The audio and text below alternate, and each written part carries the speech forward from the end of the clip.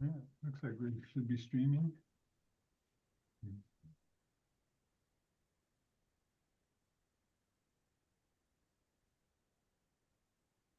Looks like we're live. Yeah, so just need to start up the video, yeah.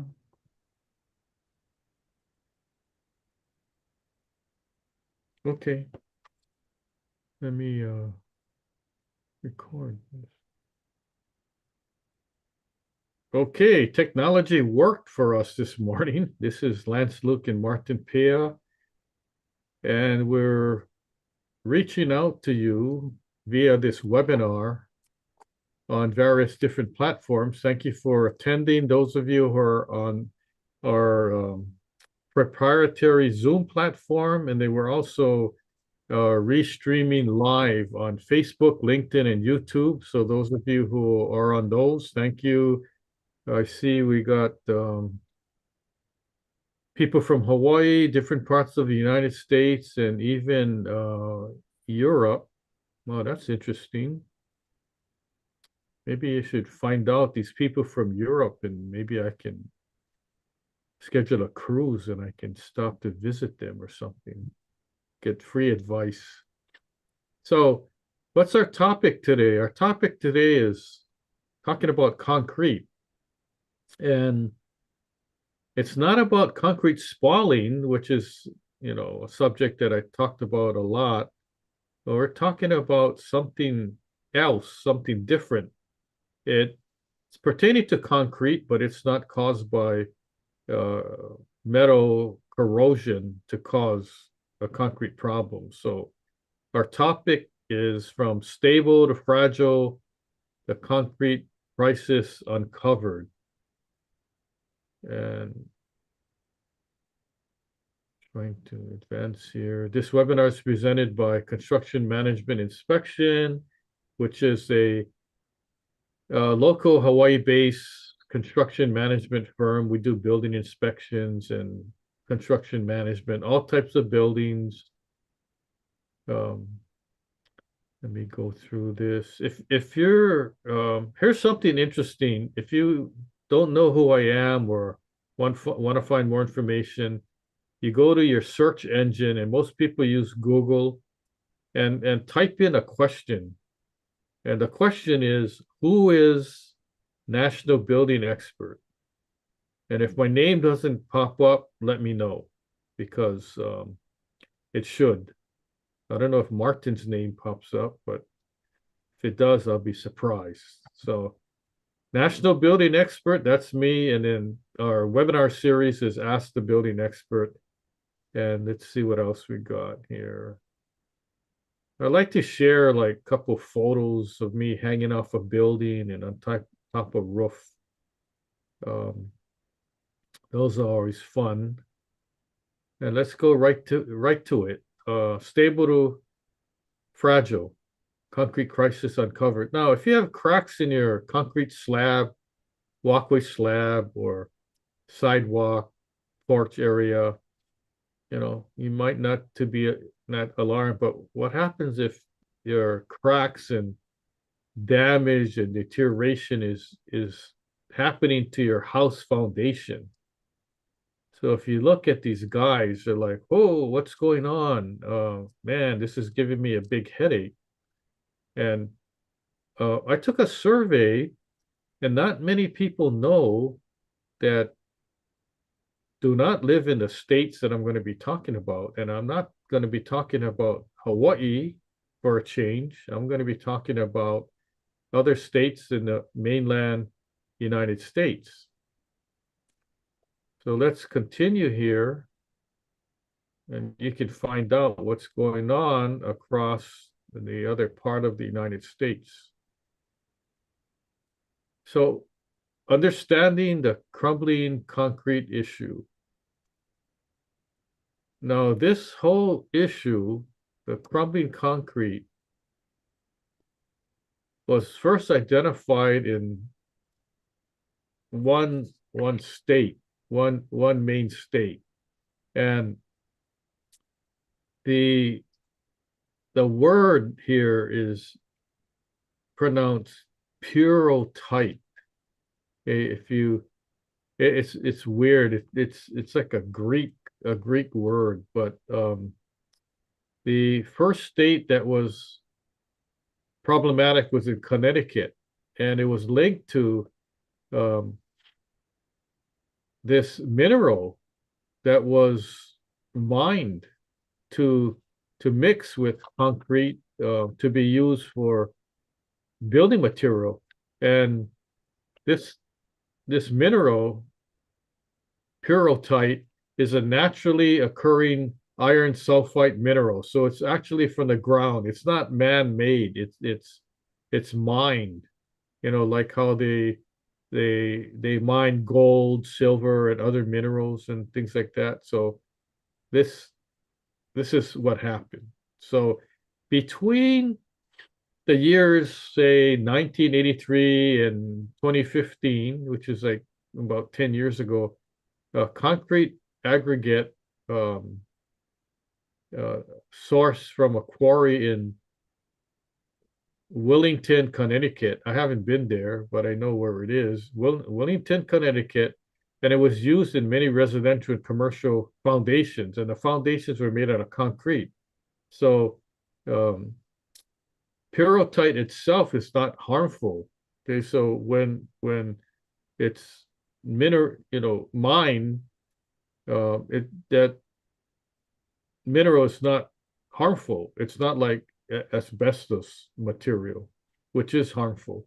But the problem here is when people take that mineral and then you use it as a binder, and it's mixed into concrete. It's mixed with cement and water and sand and aggregate, mixed into concrete. And then let's say your building is completed. It's poured, the concrete dried, it's cured, it's hard. Then it gets exposed to moisture in the air. And then what happens is there's a chemical reaction that gets triggered, and it expands and cracks the concrete over time. So can you imagine this mineral mixed with cement and all that to form concrete? And when the concrete dries, then all of a sudden, over a time period, there's a chemical reaction that causes cracks in the concrete over time. That's kind of scary. So in the state of Connecticut, that's when it was first discovered. And there was initial reports focus on northeastern Connecticut, but then the problem later expanded to nearby Massachusetts towns like Draycote. And this is regional now. So from one state, it goes to another state. So now we have two states, Connecticut and Massachusetts, that is problematic and has the problem. The initial discovery, the state of Connecticut first reported on this issue like probably 10 years ago. The news station NBC Connecticut reported it as a news article, and then that's how it brought attention to the problem. So locally, the people that were affected, of course, realized and were aware of the problem, but other people really didn't know. Like in other states like California or Hawaii or Florida, Texas, we didn't even know about this problem. Okay, and I'm in the industry and I should know about it, but this is, maybe I seen something come across and I thought, it's no big deal, just happened in one isolated area, maybe affected 20 houses or whatever that could easily be fixed. Okay, so let's understand the effects of this bad mineral. The mineral pyrrhotite reacts with water and oxygen, which leads to the formation of expansive minerals that weaken the structural integrity of the concrete. So the scary part of it is these buildings are already built. They're built already, and people are living in the houses or they're occupying the buildings, whether it's a rental apartment or office building or something like that. Now you have this foundation issue where the concrete is just kind of cracking and deteriorating. So here's 3 simple steps to understand what's happening. Step 1, it begins very slowly. It's not even noticeable. The cracks may take 10 to 30 years or more to become visible. And I talked to other engineers and they said, well, it's cracking from the inside, possibly. So if you don't see the crack on the outside, the exterior, there may be a crack on the inside. And then it gets worse to the point of now it manifests itself and then you can see it on the exterior. Number 2, the progress is gradually. It's like a gradient thing. So initial signs include fine spiderweb-like cracks that worsen into deep fissures, rust-colored stains, and white powdery residue. So if you see these things, there may be a telltale sign or a red flag. Now, if you're not located in those 2 states, and like let's say you live in Hawaii and you see these things, then that may be another issue that doesn't have to do with this kind of mineral. And number 3, the worst part it is you can't fix it. It's irreversible. You can't treat it. You can't, like, something is wrong with you medically, your body. And you go to the doctor and the doctor says, oh, okay, I'll prescribe this medication for you, and then you get better. Or you have like a cut, you need stitches. Okay, you go in, you have it stitched up, then eventually you get better. The doctor will take out the stitches, or in more modern times, the stitches just dissolve, or they use staples, right? So, and that dissolves, so you don't have to go back to the doctor to have your stitches removed, but you might have to go back to just check on things, see if there's any other reaction, see if there's any side infection or whatever. Okay, and that's a good part, that your body can heal itself. The problem with this situation here, it's irreversible. It doesn't heal itself. It doesn't get any better.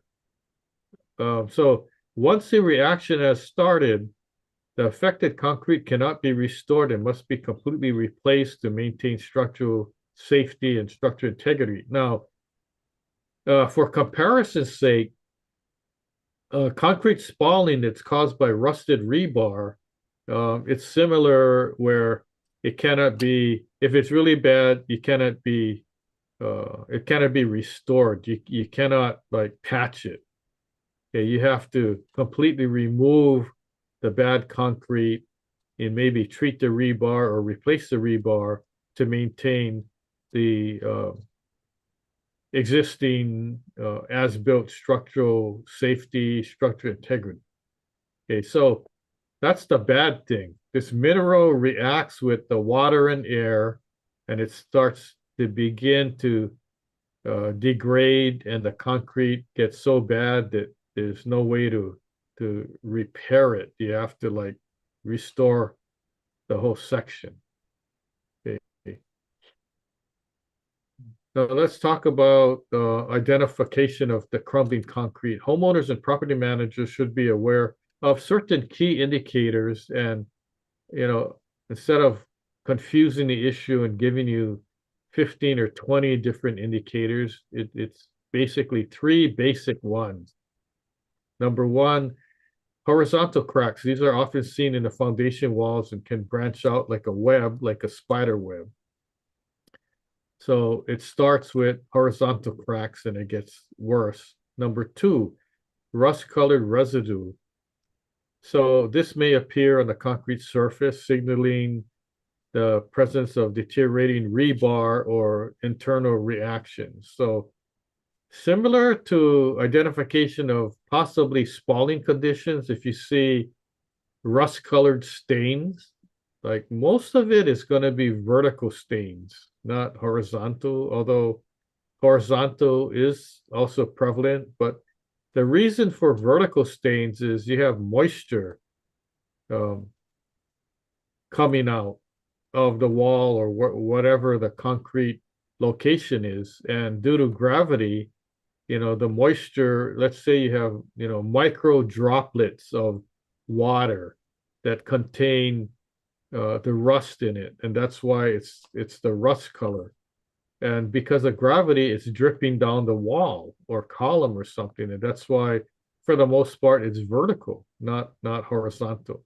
And then number three, white pottery deposits, almost like super old concrete that got so old that now it's like turning into powdery. So the consistency, it looks like fine baby powder kind of thing. Or you ever seen like baking powder or something like that? That's kind of what it looks like. So these white pottery deposits, these indicate minerals leaching out, and it's a result of moisture interactions within the concrete. Now, if you're listening and you work for law enforcement, this white powdery thing could look like cocaine also. So that's just, give you a relative idea.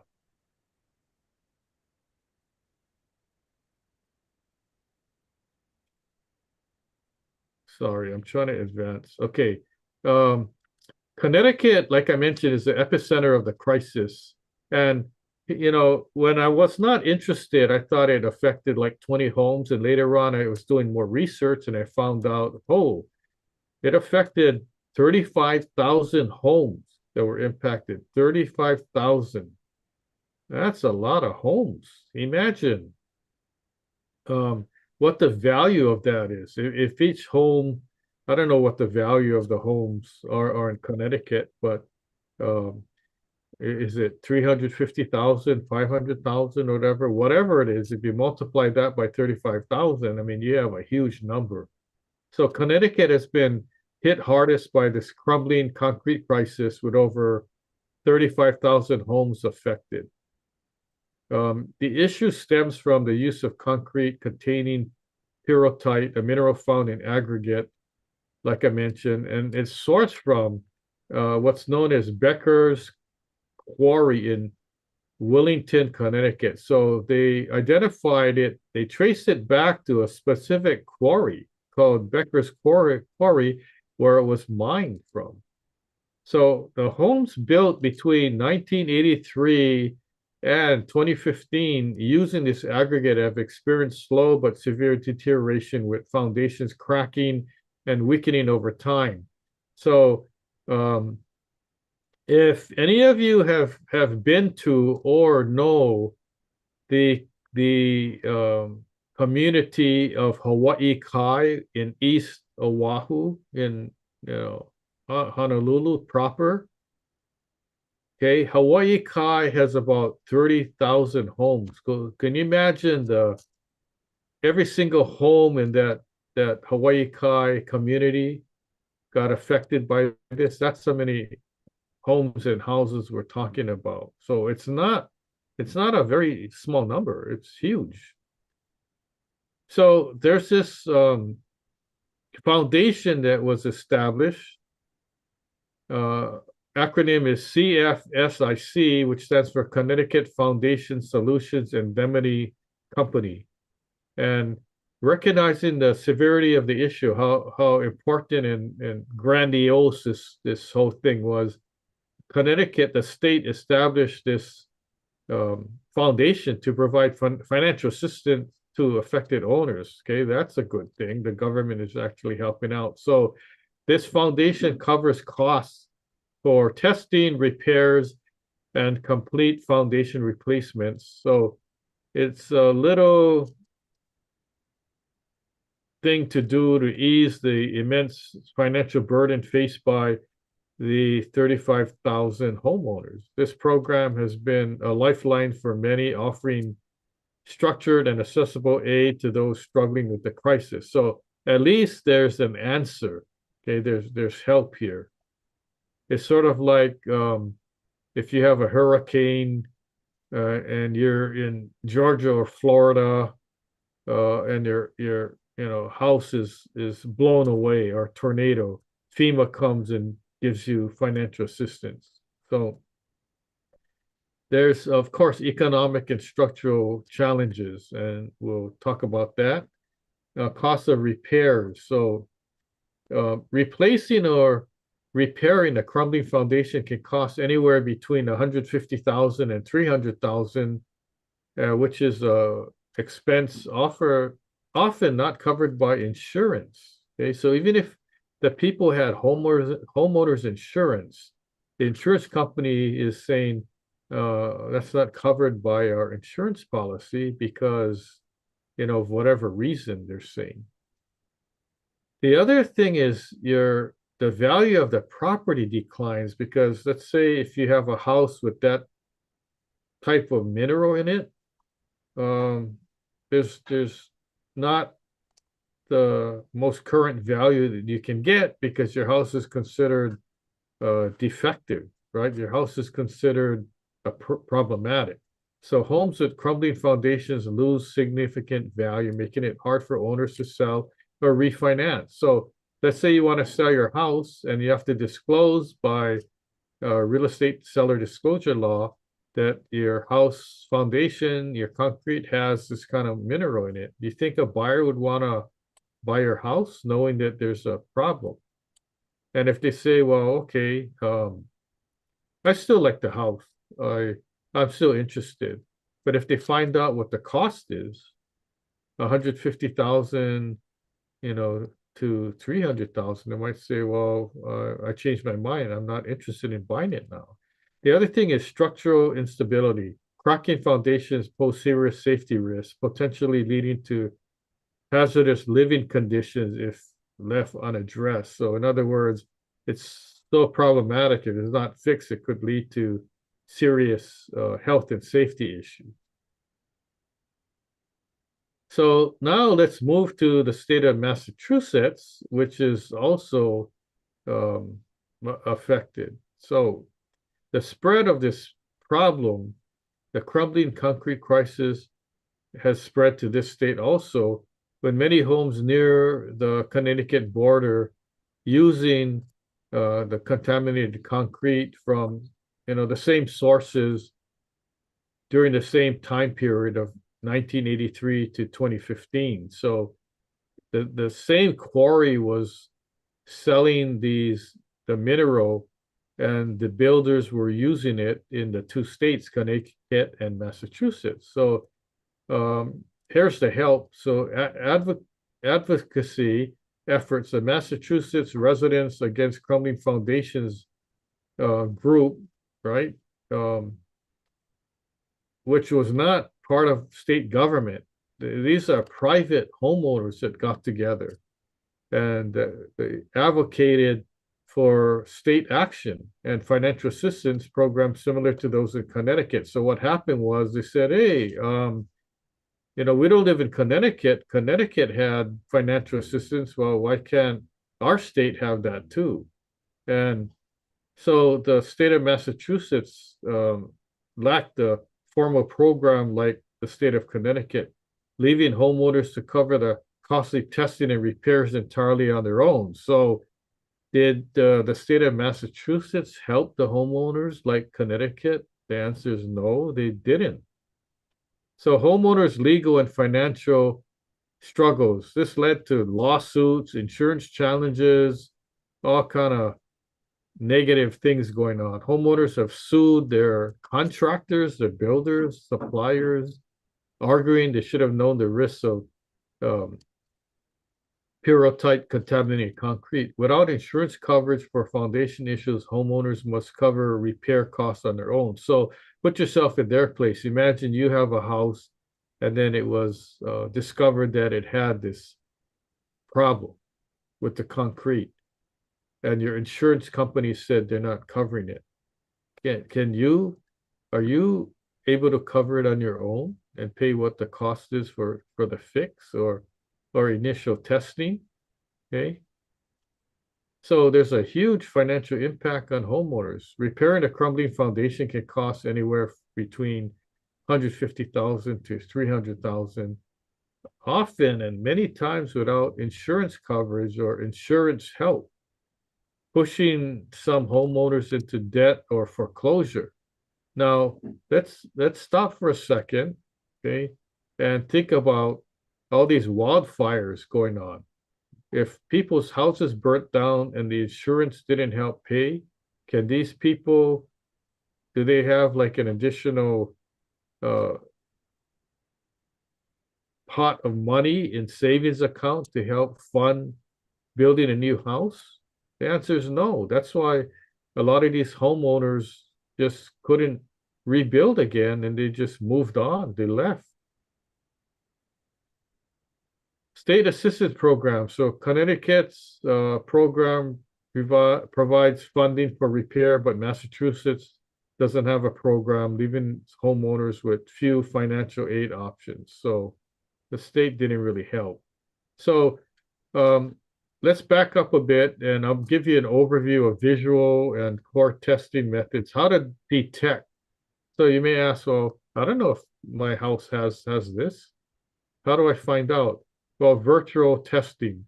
You hire a licensed engineer to inspect for signs of damage, such as cracks, rust-colored stains, pottery residue, to assess the potential pyrrhotite-related issues. And then that's the visual side of it. Then you need the actual laboratory testing. And that where we talk about core sampling. What is core sampling? They use this machine like a hammer, and there's an empty core, and they hammer that core into the concrete wall or foundation. And when they pull that out, it has a sample of the concrete that's in a core. It's a tubular kind of thing. It looks like a toilet paper or paper towel roll, and that's what the shape of it is. So the concrete sample is extracted and sent to laboratory for testing to confirm the presence of this mineral. This method is more invasive, but provides definitive results. So similar to asbestos or lead paint, you need to send it to a laboratory to confirm whether it's actually this type of material or not. No matter how trained an engineer is, they can't look at the sample and say, yes, I think it is for sure, right? They can say it mostly looks like it, but until you get laboratory testing, they can't say 100%. Similar to you have an engineer that would look at asbestos or lead paint. They can't say whether it's 100% for sure. And when people ask me, I say, well, it does look like it could be problematic, but I don't know. You have to send it to a laboratory and have a certified laboratory give you the analysis. And then you use licensed professional engineers. So engineers, and it's mostly structural engineers, ensure accurate detection and assessment of foundation damage. Now, there may be some geotechnical engineers, soil engineer or civil engineers, if they're familiar with or maybe have a secondary degree in identification of structural issues and stuff. So the expertise of these engineers would help homeowners understand the extent of deterioration and plan necessary repairs or replacements. So the first thing is engineer would look at it and say, oh, I think it's a problem, send it to a lab. Now, when the lab test results come back and it's positive, then you want to use the same engineer to help you with your repair plan. What needs to be done, and have that the plans and specifications completed before you actually get cost proposals from your contractors that are going to do the repair. So what's been done what is being done, current and proposed solutions, Massachusetts advocacy efforts. So these groups are still talking to the state about getting state funds for the fix. And then also there's a call to get the federal government in, federal assistance and multi-state collaboration. So federal support to fund and standardize efforts against this mineral contamination. So they may need to, go further than their state government and appeal to the federal government. So Connecticut Foundation Solutions Indemnity Company, number one, they provide financial aid for homeowners. Number two, the Massachusetts Advocacy Group are really trying to work and come up with a plan to copy what Connecticut did, and then to push for federal assistance for both Connecticut and Massachusetts. The problem is not going to go away, and it needs help from the government. Repair and replacement techniques, complete removal of the damaged foundation and reconstruction with pyrrhotite-free concrete to ensure structural integrity. So you got to take out the bad stuff and then replace it with new good stuff. Long-term prevention. You got to get the right construction materials from, verified pyrrhotite-free suppliers and adopt rigorous quality control during construction. Okay. And then you want to use the highest quality materials and expert services to help you. So in addition to just having your contractor do the repair, you want to have your structural engineer there also doing spot checks or spot inspections to make sure that materials are good, contractors doing a good job, and you want a guarantee of a robust and long-lasting foundation, minimizing future risks. So you're going to restore value to your property.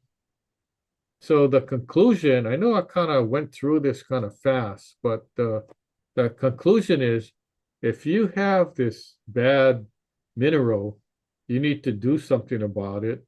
And there's help in those two states, and just keep fighting the government and asking for help. The people that bought these houses, these homes, right, did not know of the problem, so it's not their fault. So although if the insurance company doesn't come to the table and contribute anything, you want the government to. And that's why there's various suits there. And the contractor, the builder, may or may not have even known about the problem, right? It's similar to the lead paint asbestos. At the time that it was in use, no one knew that it was problematic, right? But in order to get whole, right? And a home is like the number one most expensive asset that a person would own. So it's very important to get the problem identified and fix the problem. So that's what I have to say. Unfortunately, this situation happened, and just trying to get to the fix as fast as possible without too much headache and all that.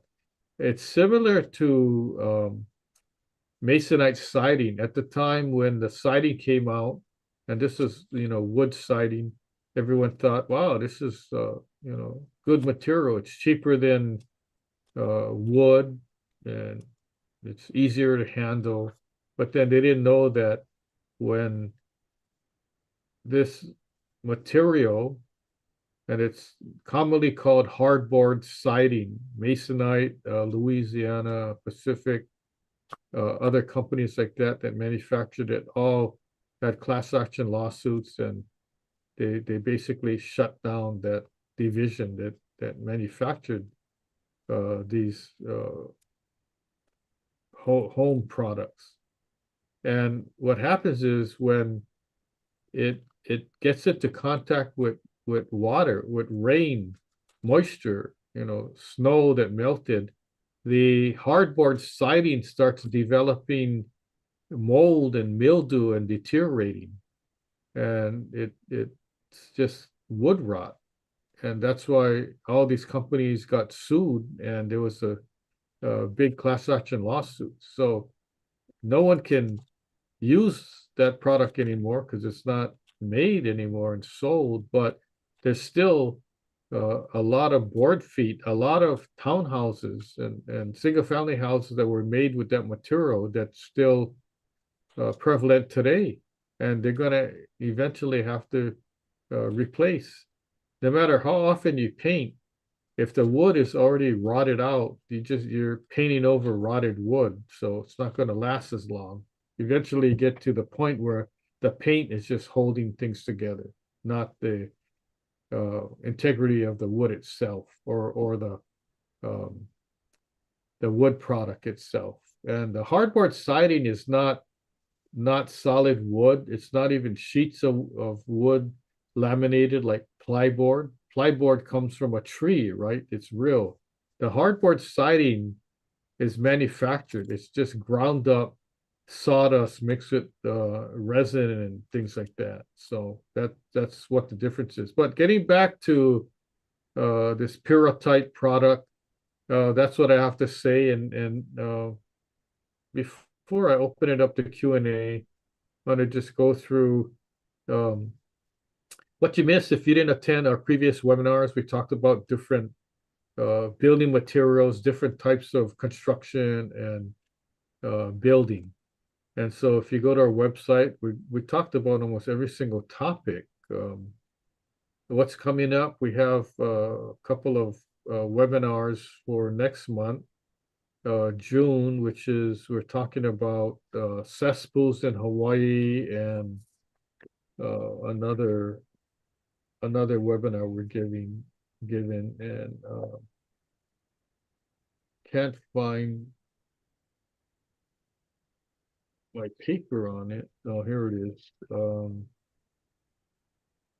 Cesspools in Hawaii, that's in June, and also in June is coastal erosion around the world. So we'll leave Hawaii at that point, and then we're going to be traveling to different parts of the world talking about coastal erosion, coastal communities where we have erosion, talking about maybe climate change, sea level rise, that kind of thing, in general, and more specific in different locations around the world that are experiencing problems where homes are actually falling into the ocean or it's going to in the future.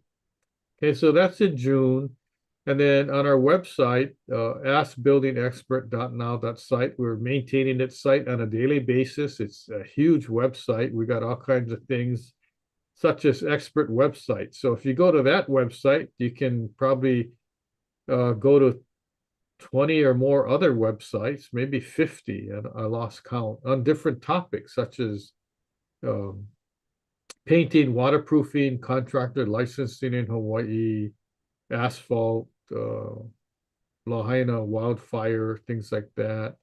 Also, we have our National Building Expert blog, good stuff in there. And then you go to our webinar page and select what webinar you want to listen to.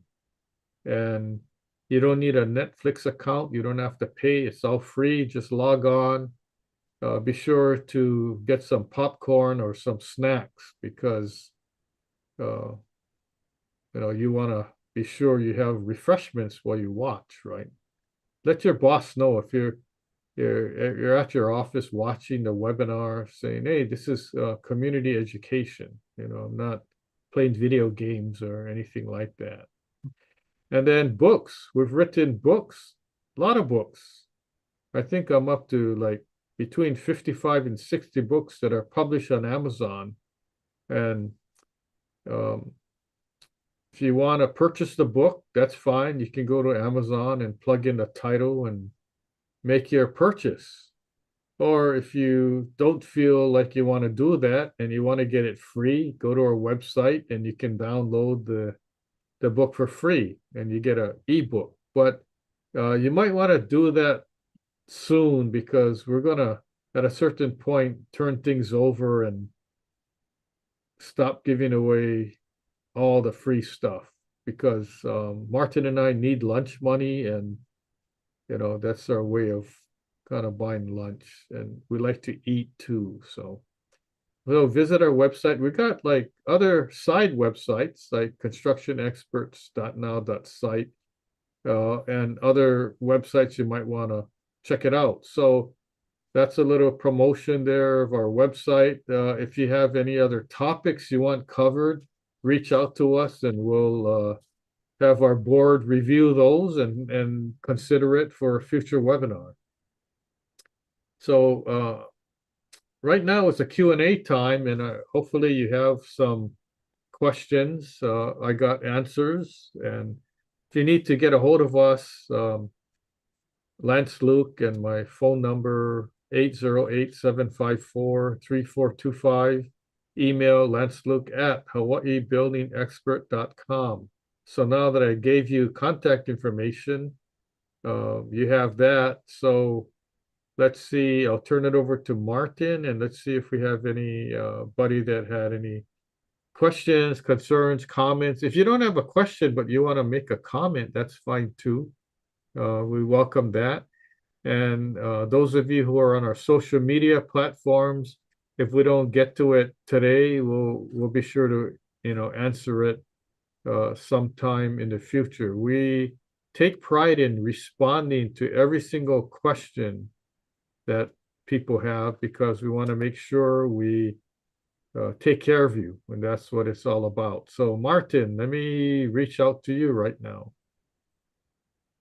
Yes, Lance, I am here and I do have questions from our audience here. Okay, great. The first one looks like a clarifying or clarifying question is they're asking what is pyrrolite or pyrrhotite, I'm sorry, and how does it cause concrete foundations to deteriorate over time? How does it really work? Yeah. Oh, okay. So maybe this person tuned in a little late, but so basically it's a mineral, okay? It's not man-made, so it's a mineral from the earth, and they use it to mix with cement, okay, in the mixing process, that forms concrete. Now, there's a difference between cement and concrete. The words used interchangeably a lot, but by the proper definition, cement is a product that's used to make concrete. Okay, so concrete is a finished product of cement, actually. So in order to make concrete, there's components like cement, aggregate, which is like small rocks, sand, and water, and it's mixed all together. In some cases, like in Connecticut and Massachusetts, they use that pyrrhotite product and mixed it in with the cement and used it as sort of a binder. So all those are mixed together, and when it's mixed, it comes in a kind of like a harder liquid form. So it's not liquid that you can pour out, but it's more, the consistency is thick, very thick, like quicksand or something like that. And that's the cement product. And when they mix it all together, it's raw concrete that hasn't dried yet. So let's say you're pouring a sidewalk. So you have your mixture together, it's in liquid state, you pour it, you trowel it and all that, and you let it dry. And when it's dried, then that's called your finished product concrete. So that's the difference. So when somebody says, hey, look at that cement building, well, it's really a concrete building that's made out of cement. Okay, so that's the difference. But in answer to the question, that product, that mineral was mixed with the products and turned into concrete, and they made your concrete slab foundations, raised foundation, your walls and things like that. Your columns are used with that material. And what happens is through moisture and air gets, mixed in with this concrete, or it lands on the concrete that has this mineral in it, and it starts dissolving, it starts deteriorating the mineral. So let's say that you have some baking powder and you mix it in and you make like a little wall out of it. Okay, so the baking powder dries. Okay, then when it rains and the water hits the baking powder starts dissolving. Okay, that's what's happening in like a simple layman's terms, layperson's terms. So it's deteriorating. All of a sudden now you have these voids or cracks. And can you imagine your foundation, your house sitting on this stuff? So the voids are creating a structural instability, a structural problem, and then it becomes not safe. So basically, in a nutshell, that's what's happened. Oh, very good, Lance. Thank you for clarifying. I usually mix up the cement and concrete, but now I realize concrete is like a compound composition of the cement and other stuff. Yeah. Right. Very good. Very good. Now I shouldn't make the mistake anymore. Okay, I'm going to correct you when I hear that. All right. The next question is kind of related to what we just talked about there, and it's more specific. So the question that's coming is, why is the crumbling concrete crisis concentrated in Connecticut and Massachusetts only? At least. Okay, because that's where this pyrrhotite mineral was found. They it was a quarry, and they started harvesting they started mining this material for them to use for the building product.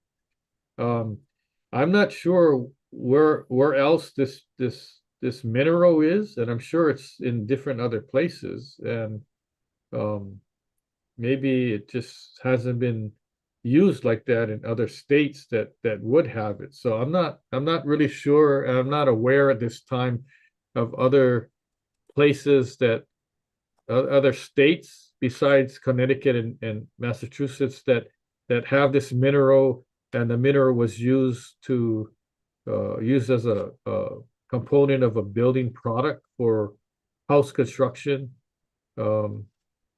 I think it may be out there, but it's just not discovered yet. So we're not sure at this time. Oh, okay, good. Very, very good. That's a good clarifying. And it kind of brought up a question, if I can ask, is do we know what other minerals or whatever are included in our concrete here? So that obviously it's not that pyrrhotite, but what happens, in the Hawaii concrete? What other things do they throw in there to make ours? Do you know what that is? I'm just curious. Yeah. There's different components, and most of it is the cement, aggregate, sand, and we have a lot of sand in Hawaii, right? Mm-hmm. And the aggregate is actually the rocks that are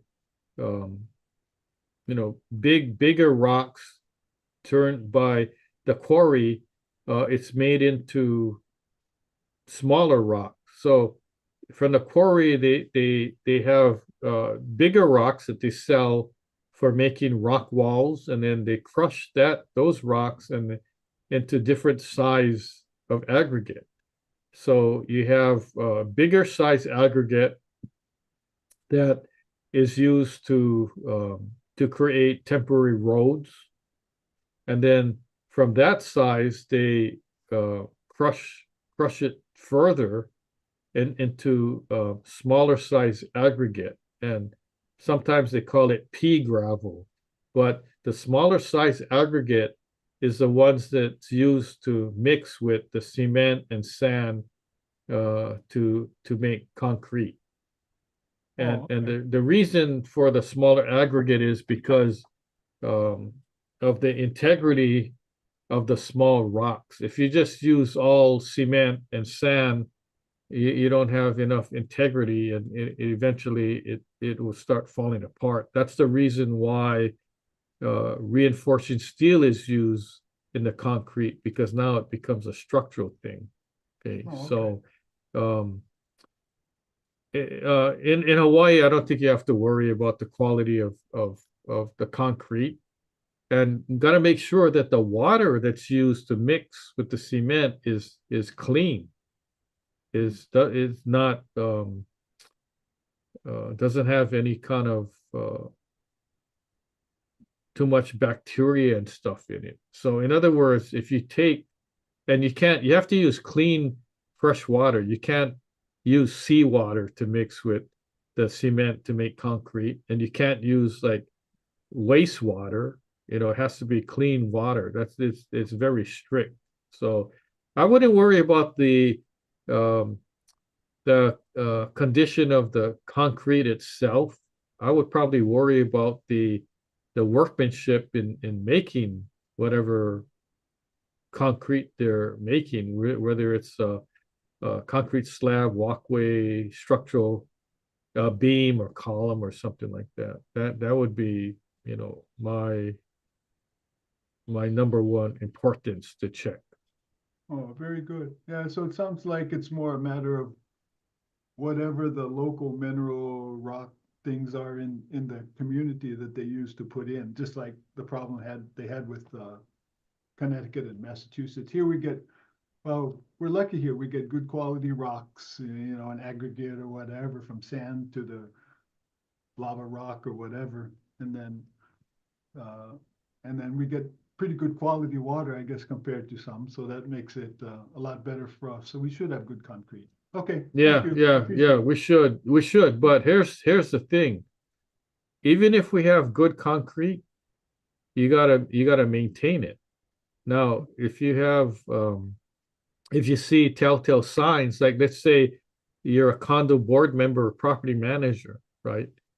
Um, or you live in a condo, right? You have to maintain the building, because if you have concrete spalling, that's water getting in because you didn't paint in the proper cycle, and then now you have crumbling concrete. It's not caused by this mineral; it's caused by corroded rebar, right? Which is a different set of circumstances, but nonetheless, it's still going to be costly and it needs to be fixed.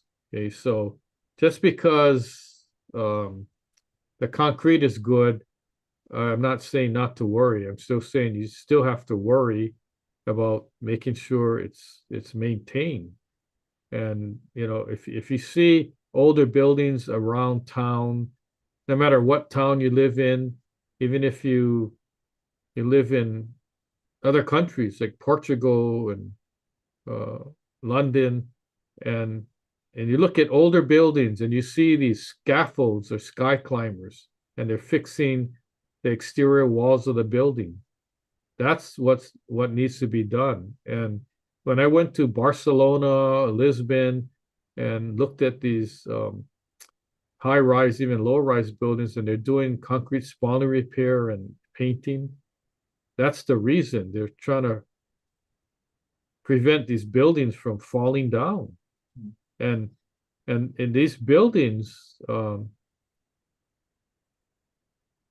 in these countries are super old. They're 100, 200 years old, right? Or older. I don't know. And in Hawaii, the buildings aren't that old. They're built in the 50s, 60s, 70s. So these older buildings need to be fixed frequently, more frequently, because of their age. Yeah. So I digressed a little, but let's get back to the Oh, point. that's good, and thank you for that explanation and the answers. So, you're right. Maintenance is the key for everything, whether it's your building, your car, yourself, yeah. If you don't Right. maintain it, it doesn't keep working, yeah. Okay, we have a couple of questions, more questions here. Let me get to the next one. It's asking, how can homeowners detect pyrotype in their concrete foundations, and what are their steps in testing that? The first thing is a visual, get an engineer to go and take a look and um, but chances are if you're in the same neighborhood and our other neighbors, um, the contractor, developer built all these houses and they use the same contractor, same material. If your neighbors have this problem, chances are you do too. Okay, so the first thing is a visual, have an engineer come and look at the cracks and determine what the condition is of the foundation.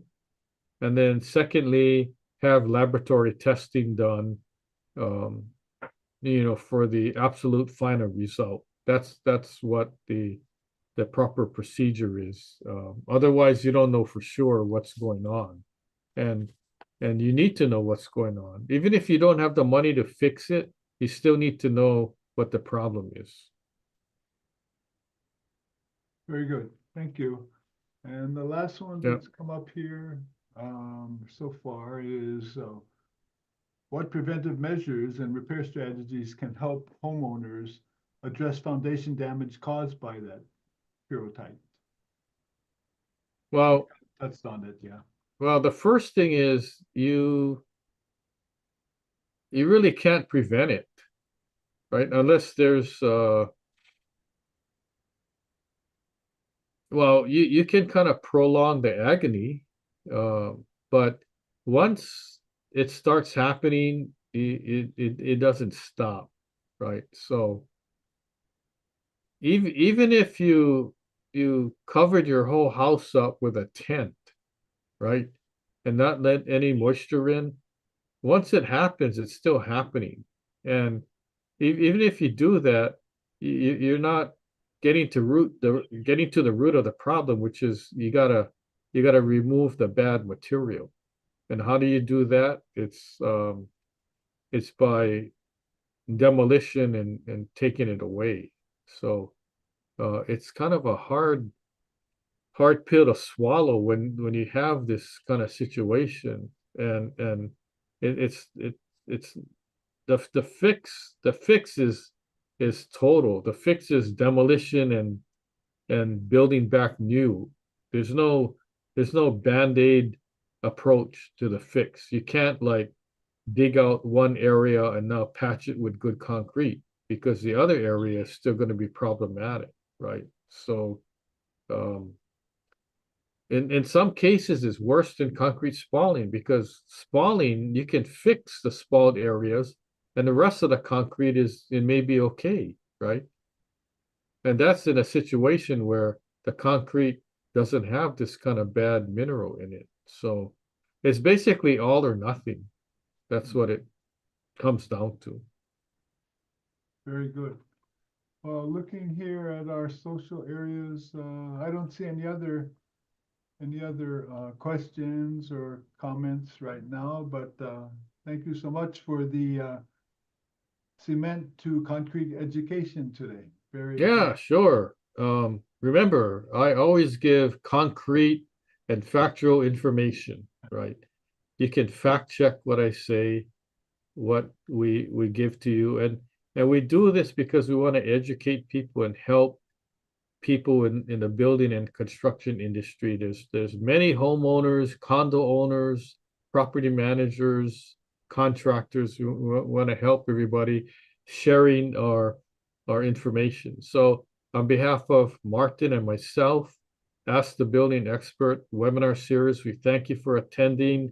It means a lot to us when you tune in because we're happy. It's sort of like, you know, we spent time and money and energy, creating this webinar. And let's say um, it's Mission Impossible and I'm Tom Cruise. I'm happy that you come to watch it, right? Although we're not collecting money for it, we're happy that we're able to share the information. And sometimes it may be entertaining, sometimes it may be boring, like, gee, I don't need to know this stuff. But, who knows? Somebody that may be bored may have a problem and they need help. And we welcome you to keep in contact with us and continue the engagement. And yesterday, I had a person that posted on Facebook, and there was a social media promotion um, that we're promoting our company, and they went on and posted on a subject where they went to an open house. This is a realtor. They went to an open house, and somebody commented that, oh, the railing spacing is too wide, and um, the stairs and all that. So this must not meet the code. And I responded back with, I could have gone into 5 paragraphs of explanation that reported back that it may have met the code at the time, but it doesn't meet the code now. Therefore, that condition is grandfathered. Like, I don't know the details. Is this a brand new house or was it an older house, right? If it was an older house, then were renovations done to the railing for the stairs and the balcony? If so, what time period? What was the code back then? So there's all these parameters that come into play. So sometimes I cannot give a definitive answer right away. I need to know more information. Like if somebody, like one time at a seminar I gave, somebody gave me the situation, and then they said, is it to code or not? And I go, I can't tell you, because there's more than one building code. There's like more than 20 different codes. So I don't know which one applies, right? And I got to go back and look at the time period and look to see what kind of property it was. Did it fall in a residential code, or was it a commercial building that would follow the International Building Code? So it's not that easy. It gets kind of technical, right? So, but we're game. Ask us whatever hard questions or technical questions. And sometimes I got to say, I don't know. Can you like email me some photos and then let me take a look at it? Okay, so your invitation to attend the next webinar is out there. We thank you for attending this one and hope to